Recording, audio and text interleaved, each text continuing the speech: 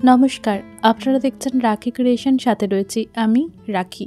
রাখি ক্রিয়েশনের আরও একটি নতুন রেসিপি ভিডিওতে আপনাদের স্বাগত। আজ আমরা তৈরি করব খয়রা মাছের একটা রেসিপি, যেটা অত্যন্ত জনপ্রিয়। এটি রান্না করতে খুব বেশি মশলারও প্রয়োজন হয় না, বাড়িতে থাকা কয়েকটা মশলা দিয়ে কিন্তু তৈরি হয়ে যাবে এই রেসিপিটা। এটা আজকে তৈরি করব সর্ষে বাটা দিয়ে খয়রা মাছ। আবার এটাকে অনেকেই বলে থাকেন খয়রা মাছের ঝাল। আপনারা কী নামের এই রেসিপিটাকে চেনেন, ভিডিও শেষে কমেন্ট করবেন। এখানে আমি বেশ কয়েকটা খয়রা মাছ পেয়েছিলাম আজকে, আর সেটা দিয়েই তৈরি করব মাছের সর্ষে দেওয়া। তাই মাছটাকে এখন পরিষ্কার করে কেটে ধুয়ে নিতে হবে, তারপরেই রান্নার উপযুক্ত হবে। মাছটাকে কেটে ধুয়ে পরিষ্কার করে লবণ হলুদ মাখিয়ে 10 মিনিট রেখে সর্ষের তেলের মধ্যে মাছটাকে ভাজবো।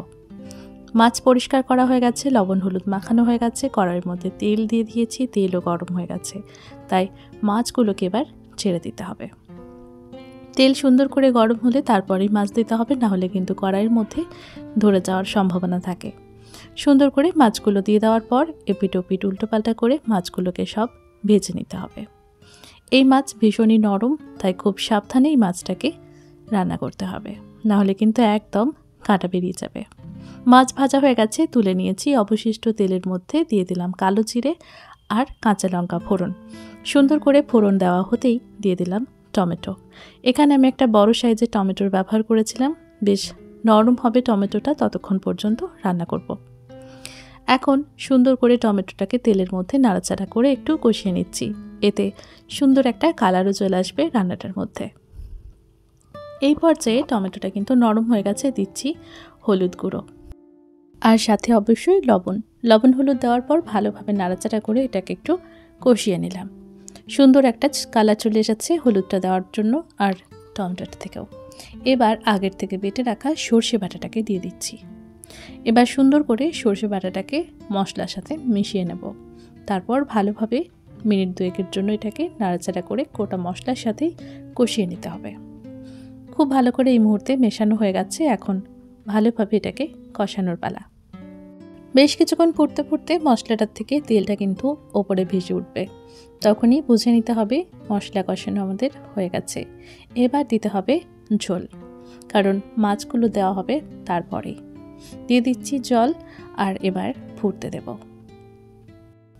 অপেক্ষা করব ঝোলটা ফুটে যাওয়ার জন্য। ঝোল ফুটে গেলে 30-40 সেকেন্ড ধরে এটাকে ফুটিয়ে নেব, তারপর মাছগুলোকে ছেড়ে দেব। মাছগুলো দেওয়ার পর সুন্দর করে মাছগুলোকেও ফুটিয়ে নিতে হবে ঝোলটার সাথে।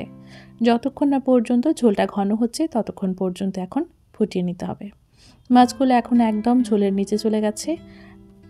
আরও কিছুক্ষণ ফুটিয়ে নিলে তবেই ঝোলটা ঘন হবে। এই পর্যায়ে দিয়ে দিলাম বেশ খানিকটা ধনেপাতা।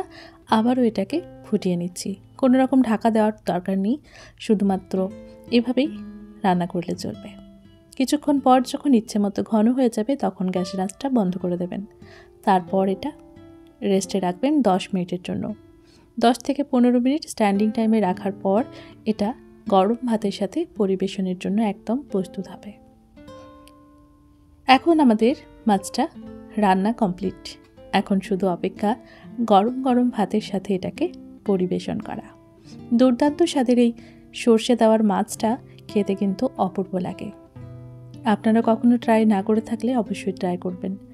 আশা করছি আপনারা এর পূর্বে অনেকবার খেয়েছেন।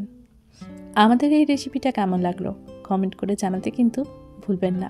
পেঁয়াজ রসুন আদা ছাড়াও এমন দুর্দান্ত স্বাদের রেসিপি তৈরি হয়, না তৈরি করে খেলে বুঝবেনই না। Thanks for watching.